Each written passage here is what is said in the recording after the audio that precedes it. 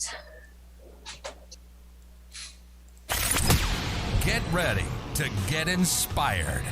This is the Go4TheGoldy podcast. It's Sunday, November 28th, 2021, and welcome to episode 48 of the Go4TheGoldy show, where today me and my friend Danny are going to be recapping the HYROX competition that we did last Saturday here in Dallas, Texas. So without any further ado, Danny, welcome to the show, my friend. How are you doing? Good to be back. It's a Sunday, so I'm closely watching my fantasy right now, and I'm actually in the lead. So I need a W, be a two W streak for me, get me into playoffs. But can't complain. Good Sunday so far. Well, congratulations, because as usual, noon rolled around, and I realized that I didn't even look at my lineup, and I have like 5 people that are not playing in my starting lineup, so should work out well. Looking forward to it. Hate when that happens. Well, it happens on a weekly basis, so I'm used to it at this point. But hey, man, we did it. Can you believe it? We did it, yeah. I was pretty nervous for this one. Big challenge outside the comfort zone, but yeah, finished. It's done. It's in the books, and looking forward to the next one in April. So for those, I guess we'll do a quick recap, just kind of like a high level, what's involved in a HYROX. You can't see on your end, Danny, but on the screen here, and for those listening, I have it pulled up, the HYROX official page here. So we did the event in Dallas. It was at the Hilton Atoll, and I'm going to go ahead and show you. Those listening at home, we'll go over it out loud, but basically a HYROX competition is put on. It's like a fitness competition, and anyone can participate. There's different divisions, the professionals, the amateurs, what me and Danny do, but right here I have it pulled up. So it's 8 events within the competition, and within each event there's a 1 kilometer run. So you start off doing a 1K run, and then in order, here are the events. So we go 1,000 meter ski erg, a 50 meter sled push, that's 275 pounds for our division, a 50 meter sled pull, 80 meter burpee broad jumps, 1,000 meters rowing, a 200 meter farmer's carry, 100 meter sandbag lunge, and then you had a 45-pound sandbag on your back. And then to finish up, we did 100 wall balls, where you had a 14-pound medicine ball, you squat down, you throw it up and hit a target 10 feet in the air. So that's the real quick, down and dirty kind of overview of what the event was. So I guess the first thing we'll talk about here is I don't even remember how did we get involved with this, Danny? Who was the first? I think I found it, right? Yeah, you found it. You brought it to my attention, and at first glance, I was not into it. I didn't buy in, and yeah, that strung out for months after months on months. And then finally, I bought in, and glad, because it's kind of opening up this what do you call it, rabbit hole, as you like to say, the OCR kind of stuff. For sure, and that's where for those who haven't heard before, Danny is one of my close friends, but he was on the show previously because he had played professional baseball, got drafted by the Diamondbacks, and pursued a career in minor league baseball for a long time. So. There aren't many people that I know that would dive into something like this. It's me as an endurance athlete. A lot of the athletes that I know, aren't into this kind of stuff, this OCR realm, like you mentioned, and vice versa too. A lot of the football players I know see that 1K run in between you, so you wind up running about 5 miles. They're like, nah, not for me. So it's a pretty unique combination of hybrid abilities between strength and endurance, and Danny's the one who introduced me to F45, the gym I'm constantly talking about and, posting on social media about that I go to. So I was like, Danny, come on, man, you got to do this for months, like you just mentioned. And finally, we got him all jacked up. What was it? What pushed you over the edge? Because it wasn't me, right? Wasn't it like it was? I had obviously some to do with it, but wasn't it other people that at the gym or whatever?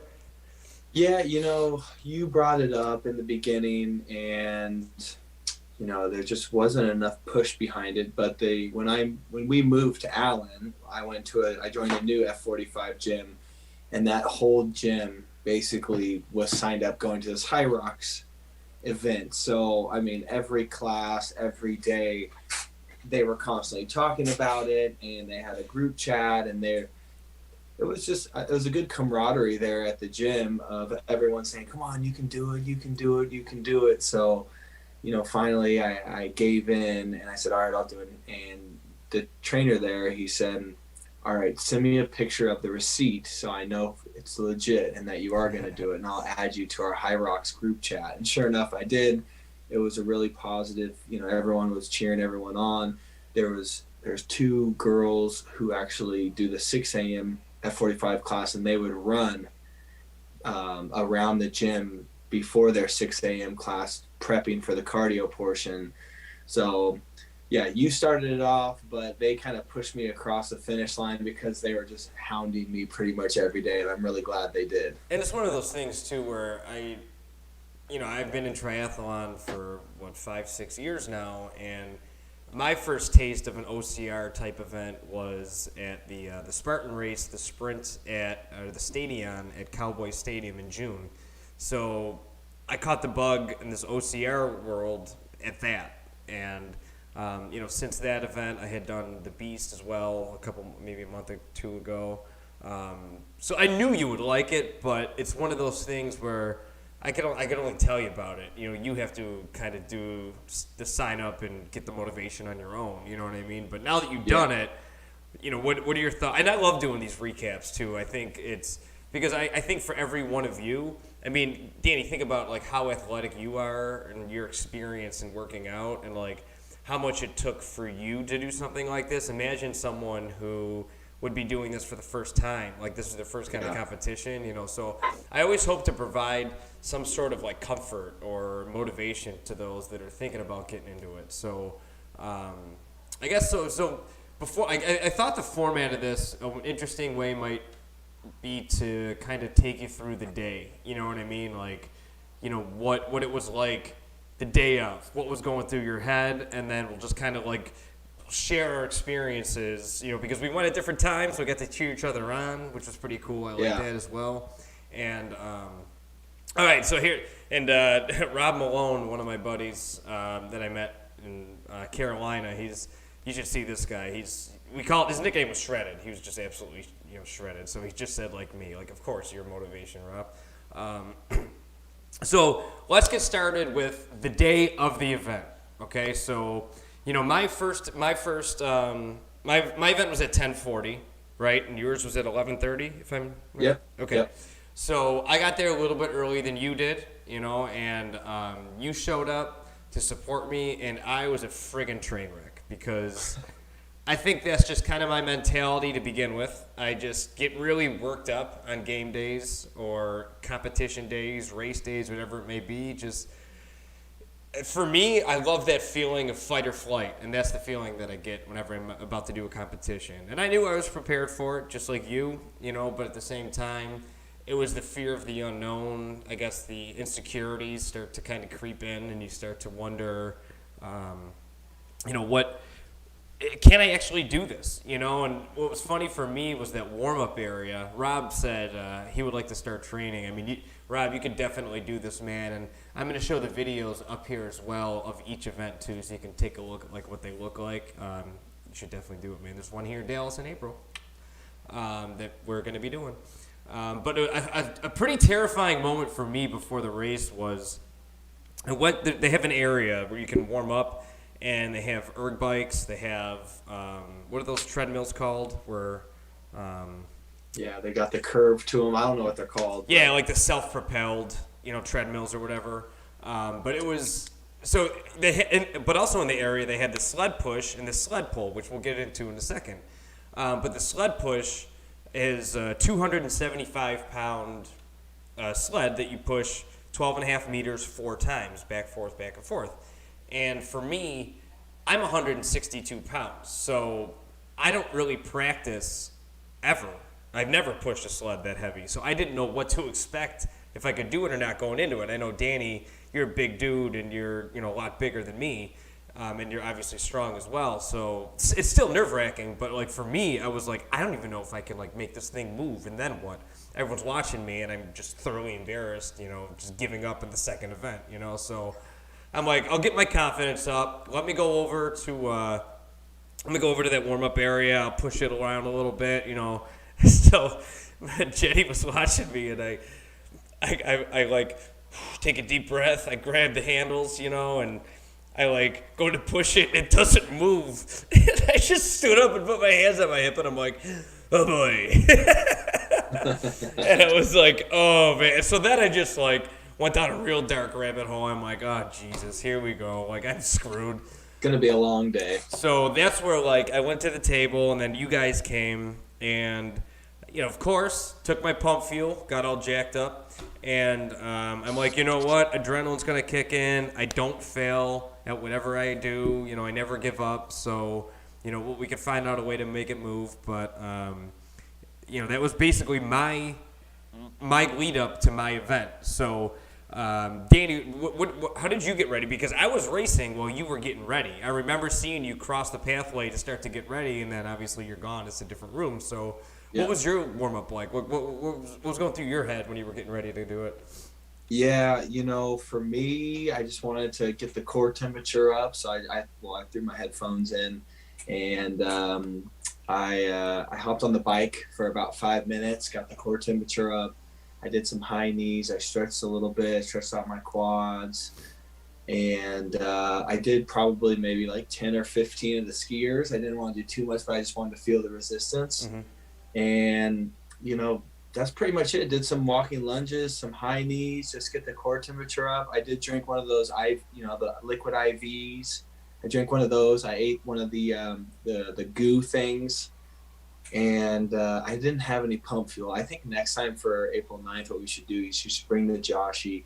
We should get it on the GoPro of you doing a Joshy with the pump fuel, and I'll do one too. I think that's an incredible idea. For those that don't know, there's a company called Freedom Funnel, and it's an eagle. It's a funnel in the shape of an eagle, and it's called Freedom Funnel because they have like a USA, that's like the base version of it, but they make kind of a Buffalo Bills version of it as well. And the quarterback of the Buffalo Bills is named Josh Allen, and whenever he scores a touchdown, we just start screaming, Joshy! So we named the funnel Joshy. So obviously we drink a lot of Trulies and stuff out of it, but also pre-workouts. We get all jacked up before workouts. So I love that idea. I think that's really fun. All right, 100% we're doing that. Done. Yeah, just simple warm-up. But, for me, prior to it, I've never done anything like this, so I really didn't have any expectations at all. There was definitely some nerves that set in, but I really didn't have any expectations. And my biggest thing was I knew I was strong enough to do all the different exercises, but the cardio I knew that was my weak point because I wasn't training on the cardio side, and there was a lot of running. Just overall endurance too, with 1,000 meters, 1,000 rows, 1,000 skiers, running in between. So that's why I thought it was interesting. I thought it would be interesting to have a quick chat about a recap of the race as well, because you were coming at it from two completely different worlds, I think, as well. You're very strong. You're much stronger than I am, and I'm a runner. I'm an endurance athlete. I'm a triathlete. So what you were worried about, I was not at all, and vice versa. So I think it's interesting to hear our experiences that are just completely. We're at the same event, but worried about completely different things. Because for me, during each one of the runs, that was my recharge time. As I was running at probably like a 7:10, 7:15 pace, like somewhere in that neighborhood, and that's a jog for me. Like that's like a recovery run for me. Where for a lot of people, you're cranking. You know what I mean? So for me, that was like catch my breath. Let's kind of revamp for the next one, and then put all our efforts into these resistance exercises that we're doing. So let's do this. So I have pulled up on the screen here. We'll go exercise by exercise. I know you're in limited time here, so we'll kind of burn through these here. But the first one. So for those who are just listening, I'm going to explain it obviously as well as we go here. but let's go. So the first one is called the Ski Erg. So it's basically a ski machine. Think about like slalom skiing, or not slalom, like cross-country skiing, right? Where you have the poles. It's that motion. So I have that playing on the screen right now. And it's 1,000 meters of 1,000 meters. It's on a little, I don't know what you call that, a little meter, right in front of your face, so you can see how fast you're going, and you can crank the resistance too. So it's resistance of 1 to 10.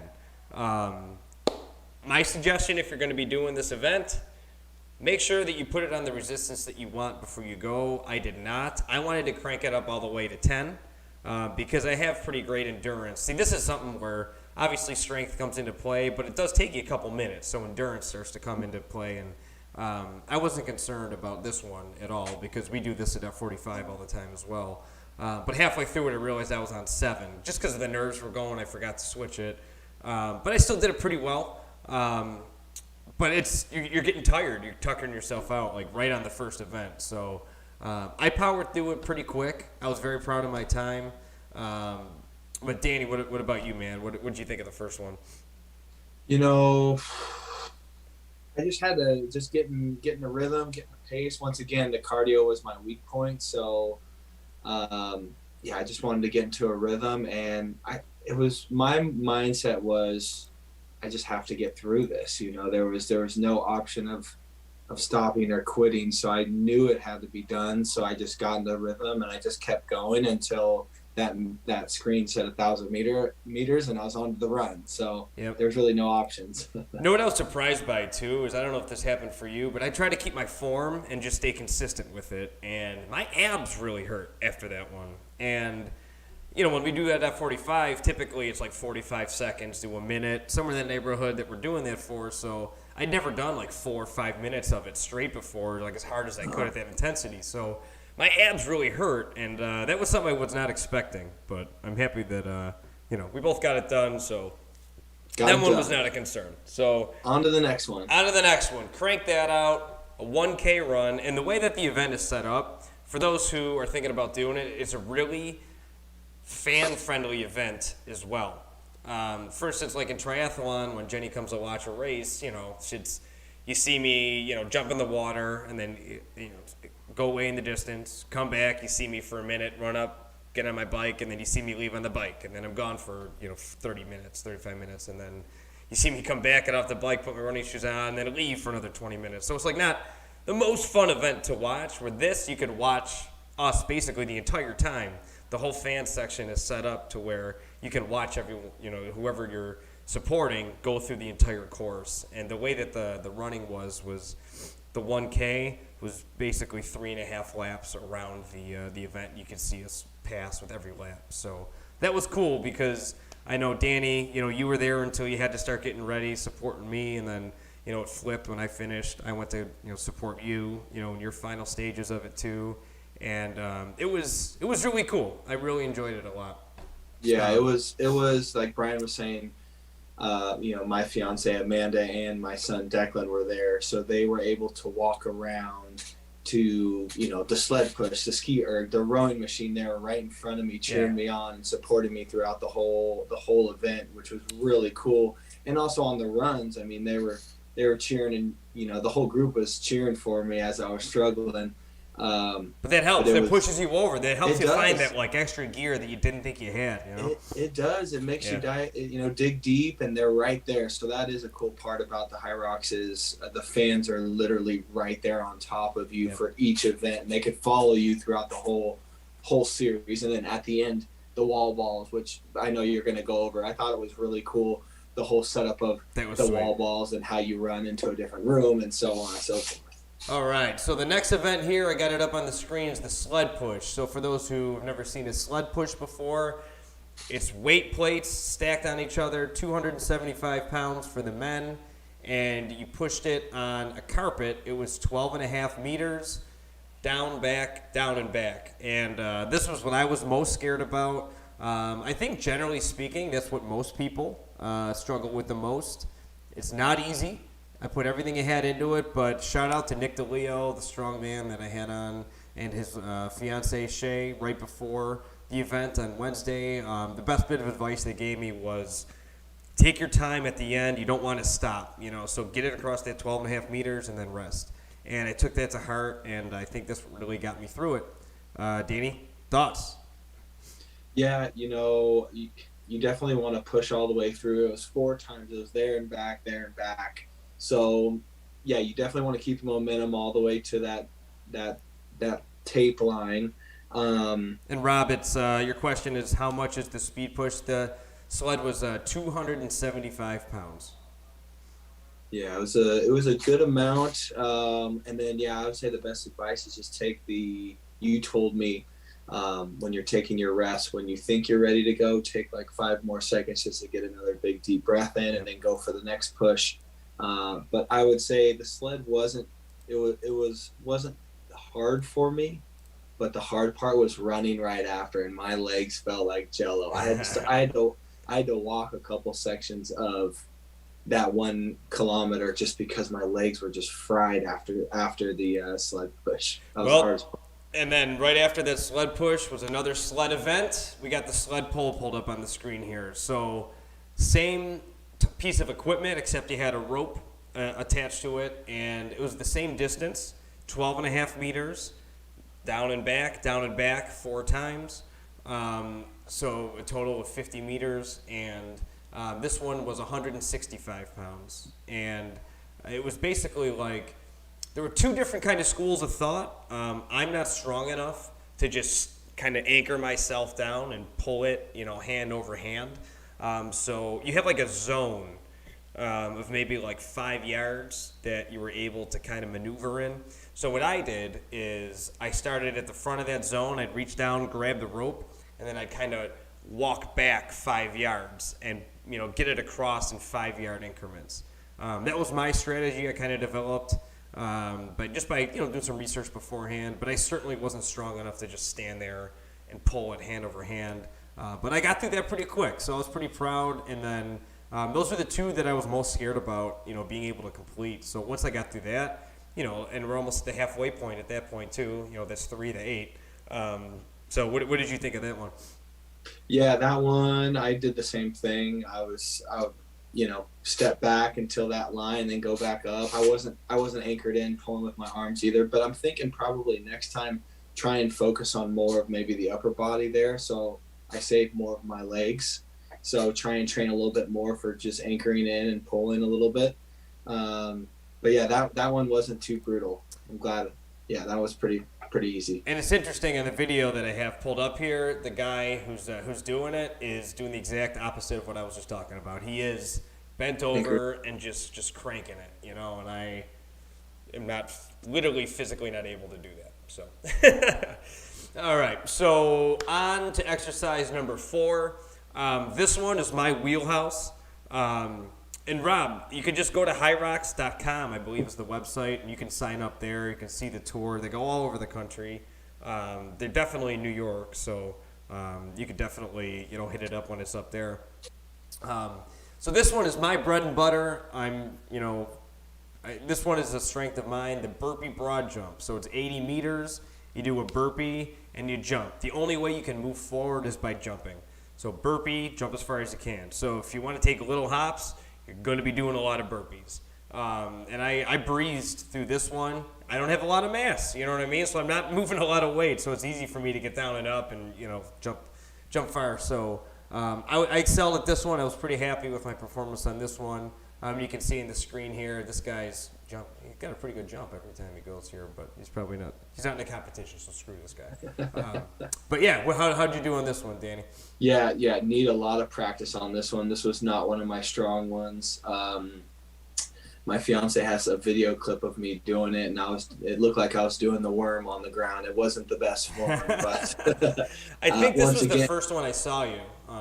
Yeah. Once again, this is where the cardio came into effect, and really, I really felt it. Is I was gassed. I was definitely struggling through this one big time. So, it was a tough one for me. That's for sure. Yeah, this one was one I excelled at, so I was happy with that one. But this is the halfway point. So then obviously another 1K run, and then on to obstacle number 5, which was the row machine. So a staple of any CrossFit gym or any functional training gym. And at this point, you're pretty tired, and it's a 1,000-meter row. Again, I screwed up a little bit here, and when I went, I didn't adjust it to level 10, which I should have. I forgot just because I was caught up in the moment. And at this point, too, I heard on the loudspeaker, they were announcing because you have an ankle tracker on, and they were like, Brian Goldsmith is, leading by 2 minutes in his division, and I'm like, oh boy, here we go, because I'm like, I don't want that kind of pressure, especially because it's my first event. I'm like, oh, I'm ahead, like I probably shouldn't be because people train specifically for this, and I'm not the biggest guy in the world, but I remember being at the machine, and it was Gusa who was filming. He's like, you're 2 minutes ahead of second place, and I'm like, here we go, and I'm going to put like all this extra pressure on me. But I'm pretty good at the row machine as well, and I got through it pretty quick. I think it was like 13 overall in the day in the row machine. But yeah, I cranked through that and I got out of there. How about you, man? Yeah, that was another tough one. It was cardio based, so I mean, I picked got in my rhythm and just fought through it. At this point in the race for me, I was fighting for my life. So I was just trying to get to the farmer's carry, which is my wheel. I was gonna say, so I think that's a great segue because you're fighting for your life until the next one. This is his event, man. Like for me, I'm a little bitch. I can't do this very well. I definitely have to get better at my grip strength, so that's gonna be a focus of mine. And I look at fitness as this never-ending like skyscraper, right? You could always just add something new to your arsenal, and grip strength, especially if I'm going to be getting into OCR stuff, like where you are going to be, you need that grip strength, and that's a weak point for me. So the farmer's carry was obstacle number 6. I think it was 2 55-pound kettlebells, right? Yep. Yeah, so 2 55-pound kettlebells, and I forgot how far was it? Did we remember? Don't remember. Let's see. I have it pulled up here. It Through a was maze. 200 meters, so more or less a football field down and back. Obviously meters are a little bit different, but, just for the sake of argument, that pretty straightforward, right? You just grab 2 kettlebells and you walk 200 meters with them. I watched you, and you freaking killed it at this point. Yeah, my goal was not to set them down, so I walked through the whole thing. But at the end, once we were all over and I was looking at people's times, I thought I was going to be placed somewhat very high amongst the whole group. But I wasn't. There's people that literally run through this thing holding these. So another opportunity for the April 9th is for me to grab these bad boys and run through this thing, because people were running through this farmer's carry. Yeah, that's the thing too, man. It's like it's our first time doing this, so like there's going to be learning experiences. There's going to be a learning curve, Yeah. Rob just asked, do they allow rumpies? So, Danny, I'll let you answer that because I think you know what I'm going to say. But rumpies, yeah. I mean, if that's what there's always rumpies allowed. So. Yeah, if that'll get you through these exercises, then hashtag go rumpies. So that one, that's exercise 6, and then I put them down 2 or 3 times because, like I said, I'm a little bitchy. But we got it done. On to the run. Exercise 7, the sandbag lunges. So you put a 45-pound sandbag on your back. It has to be on you, and it can't touch the ground at all through the event. So however you want to do it, you could put it, if you wanted to put it on one side down and then your other side coming back, you could do that, or one side the whole time. I put it around my back, kind of like a boa, Lunges are a strong suit of mine. The only thing that I will say is fatigue started to set in here, and I started to feel a little bit of a twinge in my quad as I was going. So I was like, oh boy, like this could spell disaster here, because I was waiting for that moment for me to kind of lose that lead. I started to have imposter syndrome, and I was like, is this the moment where I'm going to have to take a break? But luckily I was able to push through it. But definitely another bit of advice I'd give you if you're doing this event is they have drinks every time you enter the competition area after your run. Take one of those drinks every time, whether it be like the Gatorade mix or whatever they were giving out, I forgot. I don't know if it was Gatorade or whatnot, but definitely take that or the water or whatever. But just hydrate. I don't think I hydrated enough, and I think that's why I started to get a little bit of a cramp. What do you think of these? Yeah, agreed. So for the lunges, yeah, the lunges were good. I had to mix up my grip a couple times. I had it the same way around the neck like Brian did. Those were good. I did a couple times, like when I stood up, I did take a little tiny step in between. The judges were like, "Hey, you can't do that." So like, you gotta when you come up, you just gotta go right into your next lunge. But I will say the drink in between each run. The group, Amanda and Gusa, said I was white at a couple of the turns because I didn't grab a drink for like the first three, and then Gusa was like, "Hey, you gotta get some drinks in." It hits you because I was white. So yeah, highly recommend. Even if it's a sip or two, you got to get something in you when you have that chance. Yep. So I know we are running short on time here, but we are on the last one. The wall balls. So this is what I was most terrified of on the day, I think. Not because of the fact that it was like seemed impossible or too hard or whatever, but the idea that it was last and you had to do so many of them. I think that's what was intimidating. So for those who don't know, if you're watching, obviously you can watch the video and see this guy doing it, but for those just listening, it's a squat and you throw a medicine ball 10 feet into the air, and we had to do it with a 14-pound medicine ball, and we had to do it 100 times. And they're pretty strict on the squats as well. So for me, luckily squatting, like all lower body stuff, is kind of my forte. So I, was doing them, to adequately enough, I guess. Danny, I know you had a bucket. I don't know. Did they tell you? Were they like, hey, yeah, they said, "Hey, you're cheating. Here's a bucket." No, they didn't say that, but they were like, "Hey, here's a bucket. You gotta touch the bucket because I wasn't going low enough." And the next time, April 9th, I'm gonna say, "Give me the bucket. Call me the bucket boy," because that I could bounce off it too, But right. it just allows me to know, okay, here I need to now shoot up, kind of touch and go. I will say it was pretty cool the way they had this set up too. Was this event? So the way, like I told you, you did the 1K run around the entire competition area, and then all 7 of the the exercises were in this main area. But the 8th one, these wall balls were in the grand ballroom, and right after you got done with this, you ran onto a stage for the finish, and that was really cool. I like that setup. I think that helped me get through it too, because like out of my periphery, you see the stage and you're like, "You son of a bitch, do not give up right now. Like, you are right here. Do not give up." And everyone who's kind of getting ready or who's finished, or just kind of people who were watching, fans, like they were all right there screaming. So that was a really cool, motivating, like adrenaline.